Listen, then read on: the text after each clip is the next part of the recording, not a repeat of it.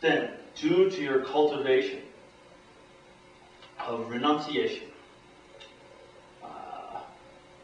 the mind that understands all the many sufferings of samsara, then with that mind, you develop a desire to seek nirvana and Buddhahood for yourself. Then it will come to your mind that you want to share the bliss of liberation with all living beings. Then that's Bodhichitta. Then if you practice properly,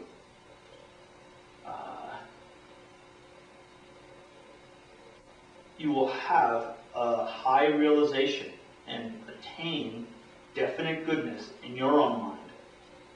Then you shouldn't be showy about it. Then every little realization you get, you shouldn't be like a salesperson, like, look how compassionate I was today, or then it's okay for you to rejoice during your practice about the good deeds you've done, but it's most improper. Then you should be like Master Shantideva. Then they used to call him Kusupu, or I forget the master, 3 thoughts.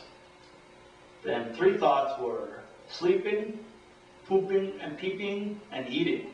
That were his 3 thoughts. Then in the monastery, everybody thought he was lazy, lousy monk, and they wanted to kick him out.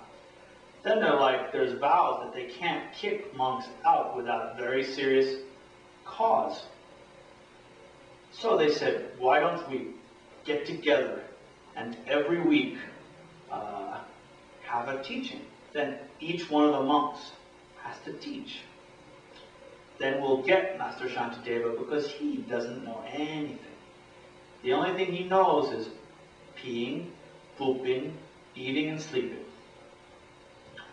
So then came time for Master Shantideva to teach. They invite him into the main hall. There's a giant throne, but with no stairs. Then Master Shantideva gives 3 prostrations to the throne, out of respect for the lineage masters that came before him.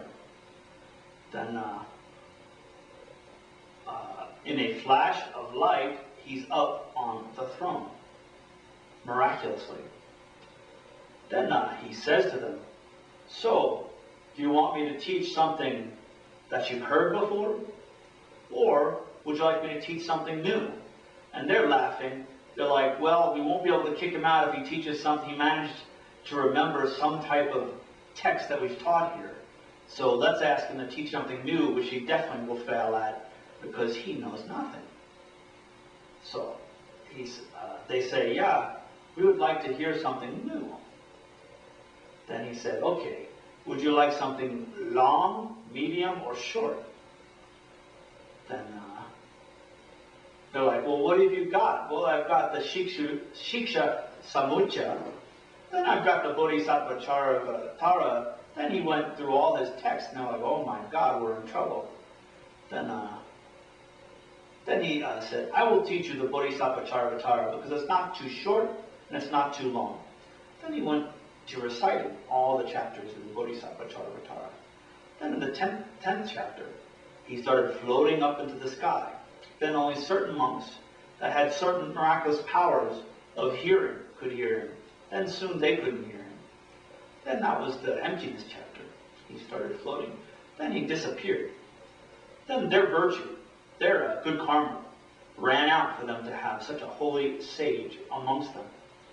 Then later they wanted to first apologize to him, and then they wanted also to find his other 2 texts. So and also clarify how many chapters there were, because some monks heard 9, some heard 10, some heard 8 chapters to the Bodhisattva Charavatara.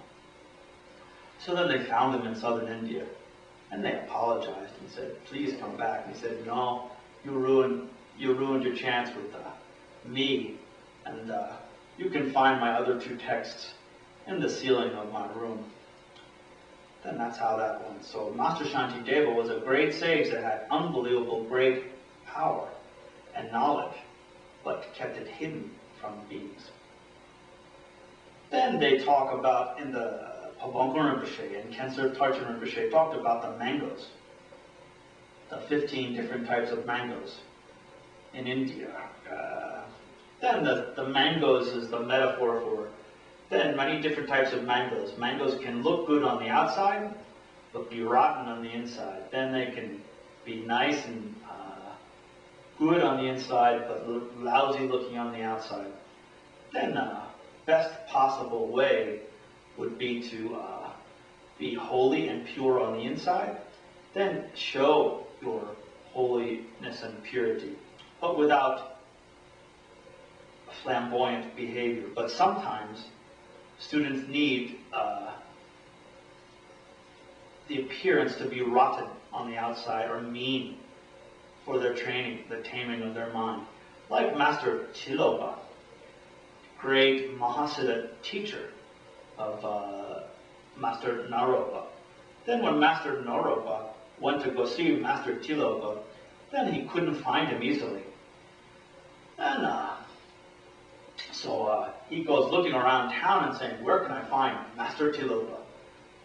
They say, we don't know any Master Tilopa, we only know some beggar. Tilopa the beggar, sometimes he comes around here. Then one Hindu temple were setting out their offerings and having their services. Then Master Tilopa shows up near a pond across from the temple. Then he starts his little fire and he takes the fishies out of the pond and puts them into his pot to boil them to eat them. Then Master Naropa comes over and says, excuse me, you shouldn't be doing like that. It's most improper. You know, you can't harm those beings. Then he's like, oh, I can't? Okay. Then he takes the fish and puts it into the pond, and the fish is swimming away very happily. Then Naropa was like, whoa, this must be a great master if he can make fishies come alive. So he said, are you Master Tilopa? Then he said, yeah, I'm Master Tilopa. Then he said, are you Master Tilopa? And he said, no, I'm not Master Tilopa. Then in his mind, Naropa was questioning. Then he saw him when he was boiling the fishes. He's thinking, oh, this can't be a great master. Then Master Tilopa, through his knowledge and his clairvoyance, then he understood that he had lacked faith. Then when I probably ruined the story. Then he asked at that time, are you Master Tilopa? And he said, no, I'm not Master Tilopa. Then when he saw him take the fishies out and put it in the pond, the fishies swam away, and then immediately Naropa gained faith, and in his mind he's thinking, this is Master Tilopa. Then Master Tilopa said, oh, of course I'm Master Tilopa. Then to show Master Naropa that his power, but outwardly, to give clues to his power, but outwardly Master Tilopa appeared like a beggar. Then not many people would think that he was a great teacher. Then nowadays, maybe you need proper teachers. Because then the problem with that type of display is that most people don't come and study under such people. Then your main goal as a teacher is to benefit beings. So you've got to appear as proper and as nicely to attract people to help them get enlightened.